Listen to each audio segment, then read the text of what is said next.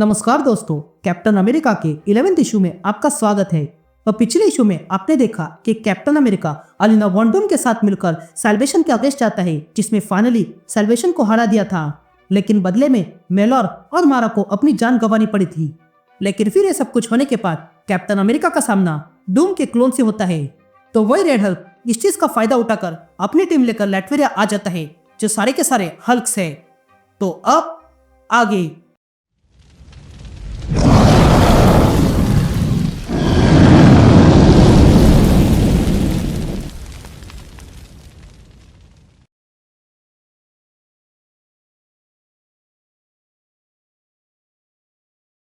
यहाँ हम captain America को देखते हैं, जो विक्टर वॉन्डूम के क्लोन के सामने खड़ा था।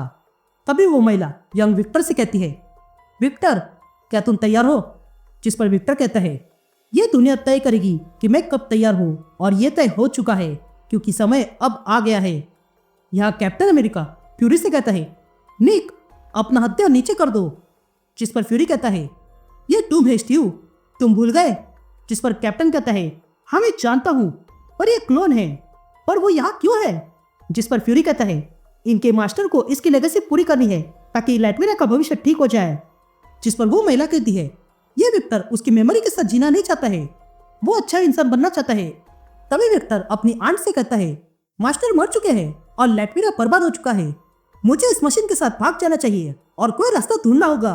ये सुनते ही कैप्टन कहता है, क्या मशीन?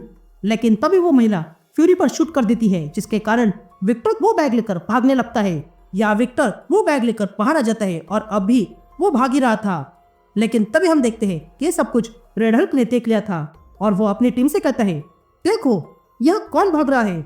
यह कहते ही रेड हल्क समझ जाता है कि यह लड़का विक्टर वॉन्डूम है।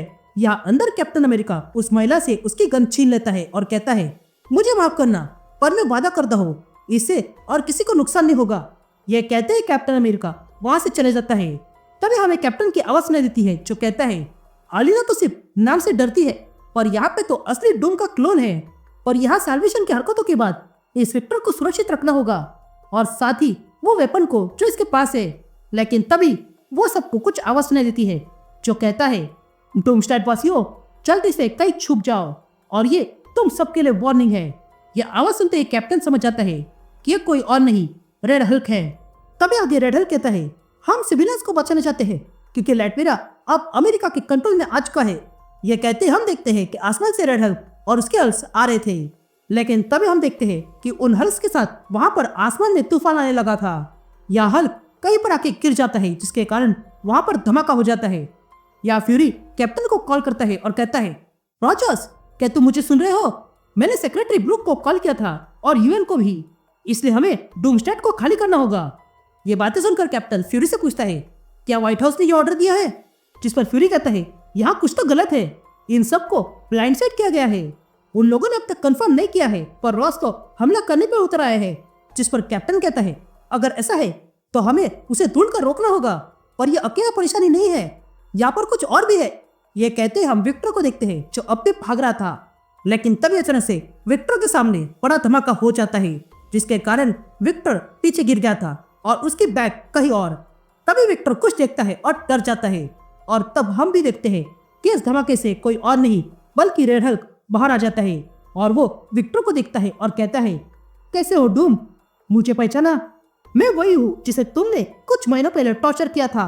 यहाँ हम रेड विडो को देखते हैं, जो धमाके से कई दूर गिर गई थी और उसका मास्क भी फट चुका था। तभी वहां चार्ल्स आ जाता है और विडो से कहता है, अच्छा हुआ तुम जीवित हो, पर इस ट्रेवर को क्या हुआ? जिस पर रेड विडो कहती है, इसका यह हाल मेरे कारण हुआ है। उस आदमी ने मुझे मारने को कहा था और मैंने कर दिया। जिस पर चार्ल्स कहता है, देखो यह अवसर हमारे पास है अपने आप को साबित करने का। जिस पर विडो चार्ल्स से कहती है, तुम मुझे जानते नहीं हो, मैंने बहुत सी बुरी चीजें की है और मेरे साथ भी बहुत सी बुरी चीजें हुई है, इसलिए मैं डर रही हूँ और मैं छुप रही हूँ। यह बातें सुनकर चार्ल्स रेड विडो से कहता है, हाँ मैं भी डरा हुआ हूँ और मैं भी छुपना चाहता हूँ। यह कहते ही हम देखते हैं कि चार्ल्स और रेड विडो वहां से भाग जाते हैं। या हम रेड हल्क को देखते हैं, जो विक्टर के पीछे आ रहा था और विक्टर से कहता है, भागो यहाँ से डूम, मैं चाहता हूँ कि तुम्हारे अंदर भी डर पैदा हो जाए। लेकिन तभी रेड हल्क पर कैप्टन की शील्ड आकर लग जाती है और वहां पर कैप्टन अमेरिका आ जाता है और कहता है, रॉस ये डूम नहीं है, ये बस एक छोटा सा बच्चा है। जिस पर रेड हल्क कैप्टन से कहता है, ये डूम हमेशा वापस आते रहता है। ये कहते ही रेड हल्क वहां पर कैप्टन के शरीर पर जोरदार हमला करता है, जिसके कारण वहां पर तेज शॉकवेव निकलने लगती है। लेकिन तभी रेड हल्क कैप्टन को उठाकर फेंक देता है। तभी रेड हल्क कैप्टन से कहता है, तुम और तुम्हारे एवेंजर्स यूजलेस है और मैं अब रुकने वाला नहीं हूँ। ये कहते ही रेड हल्क वहां से चले जाता है। यहाँ इस हमले के बाद कैप्टन पूरी तरह से झुलस चुका था और उसका मास्क भी फट जाता है। इधर रेड हल्क विक्टर के सामने आता है। ये देखकर विक्टर रेड हल्क से कहता है, मैं वो मॉन्स्टर नहीं हूँ। जिस पर रेड हल्क कहता है, मैं भी कोई मॉन्स्टर नहीं हूँ, पर यह सब कुछ मैं बहुत ही सिंपल तरीके से खत्म करने वाला हूँ। ये कहते ही रेड हल्क अपना हाथ ऊपर करता है, लेकिन तभी रेड हल्क को कुछ फील होता है, इसलिए वो पीछे मुड़ के देखता है और तब आसमान में अचानक से तूफान आने लगा था। यहाँ कैप्टन देखता है और हंसने लगता है। इधर रेड हल्क ये देखकर परेशान हो चुका था और तब उस तूफान में से बहुत सारे कौवे बाहर आते हैं और रेड हल्क पे हमला करते हैं। यहाँ वो कौवे कैप्टन पर भी हमला करते हैं, लेकिन तभी वहां सैम विल्सन आ जाता है और उन सारे कौवे को कैप्टन से दूर भगाता है और कैप्टन से कहता है, अच्छा हुआ मैं टाइम पे आ गया।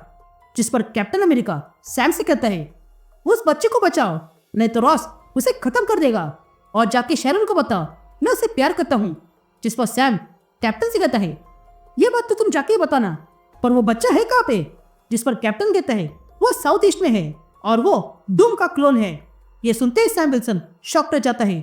या हम विक्टर को देखते हैं जो भाग रहा था और कहता है, नहीं ये नहीं हो सकता।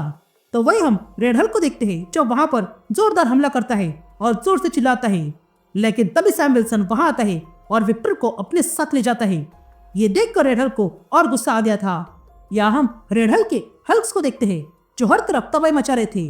तभी हमें कैप्टन अमेरिका की आवाज सुनाई देती है जो कहता है, मुझे ना चाहते हुए भी कहना पड़ रहा है, एवेंजर्स असेंबल। पर यह बोलने के लिए भी बहुत देर हो चुकी है। लोग मर चुके हैं और शहर नष्ट हो गया है, वो भी इन मॉन्स्टर्स के कारण। पर मैं तो सिर्फ एक आदमी हूँ।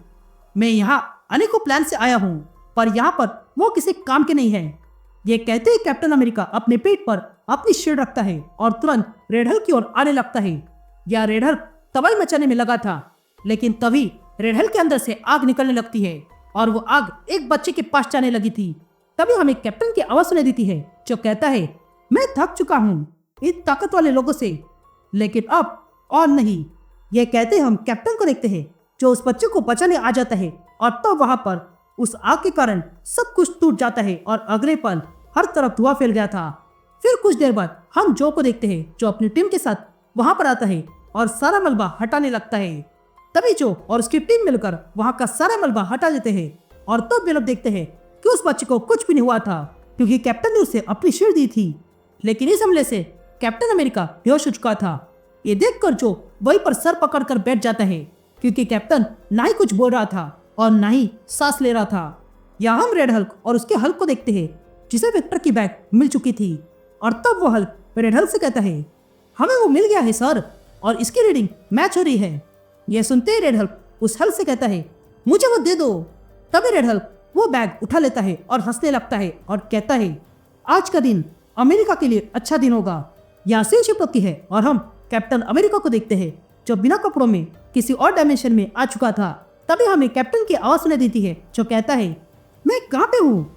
ये कहते ही कैप्टन कुछ देखता है और कहता है, नहीं ये नहीं हो सकता।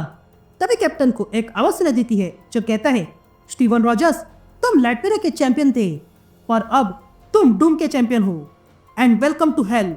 ये कहते हम देखते हैं कि कैप्टन से जो बात कर रहा था वो कोई और नहीं बल्कि डॉक्टर डूम है।